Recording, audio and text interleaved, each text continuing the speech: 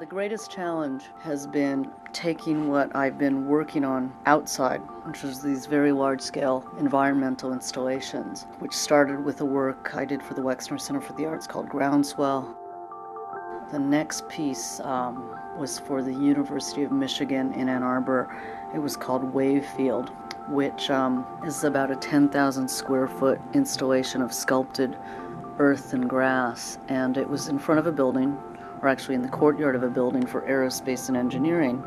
And oftentimes I would say that I'm very site-specific, but it's not just the physical site of a place, it's its cultural context. And everyone in the building was studying flight, fluid dynamics, aerospace. And so I started talking to and interviewing a lot of the scientists. They ended up giving me numerous volumes of books on flight, fluid dynamics, and I came across this image of a continuous, repetitive, naturally occurring wave called a Stokes wave. And I knew once I saw this photograph that that would become the genesis for the piece.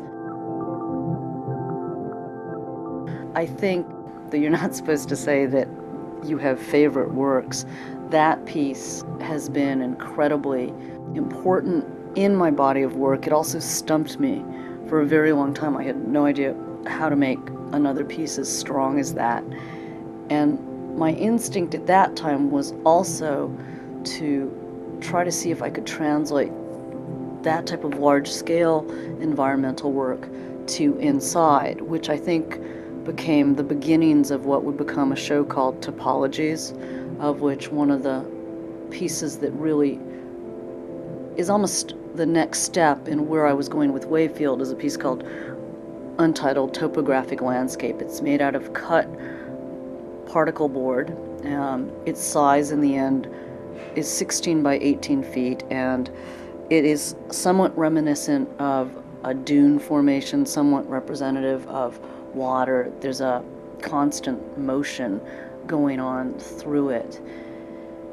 And yet, in the end, the Topology show, which really focused on landscape in many different respects, landscape through the lens of technology, there was an objectness to the works there.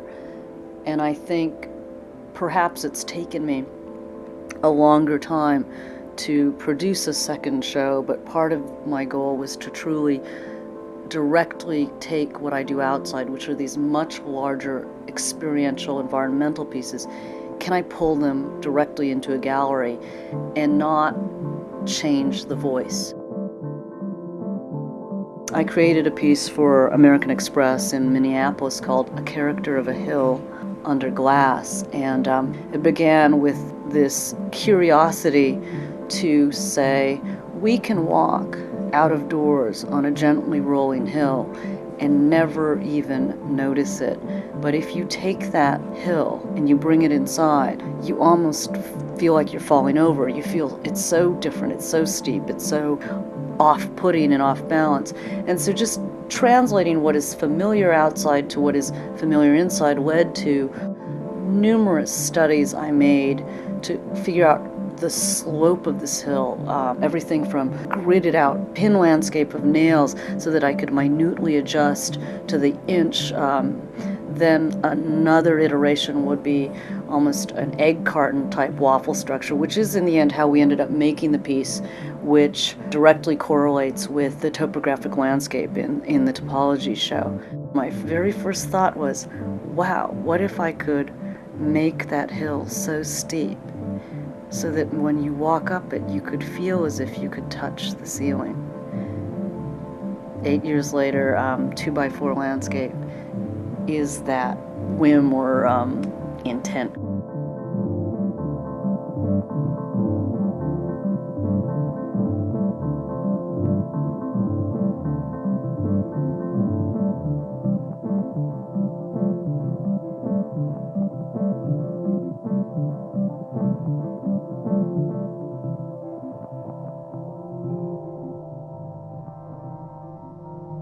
The 11-minute line is the first of a series of sketch drawings built into and built of the earth. It is probably the most prehistoric shapes. It's somewhat inspired by the ancient Indian mounds of the Mississippi Valley, the Serpent Mound in particular. There'll be a few others. The next one is much more of a modern line. But again, I'm fascinated by how the personality and character of a line, each line is so different. What makes one line more modern? What looks more like text? You know, you think of how much personality is imbued into a single mark. It's a different form of language, but like the works I've done within text, it nevertheless is a language. It's just a nonverbal one.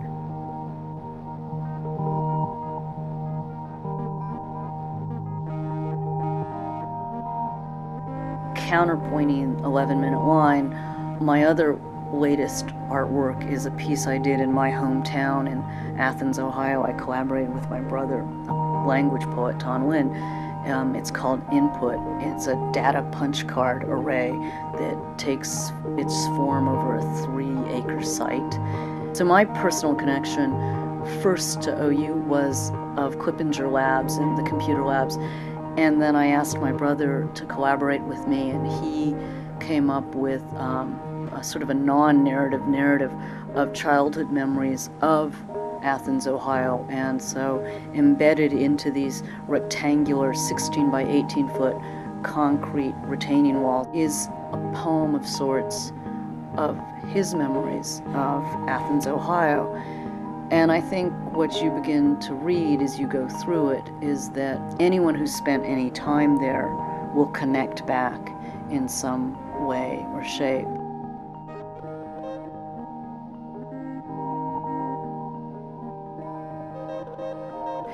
And I think with Input, it was incredibly important for me because I've begun to see that the first work I ever did, which is the Vietnam Memorial, it too is a landscape imbued with text and history, and in a way it is systematizing landscape. Input is doing the same thing, but so is a work like 11-minute line. It's just that sometimes the language I use is text-driven, other times the text could be a drawing.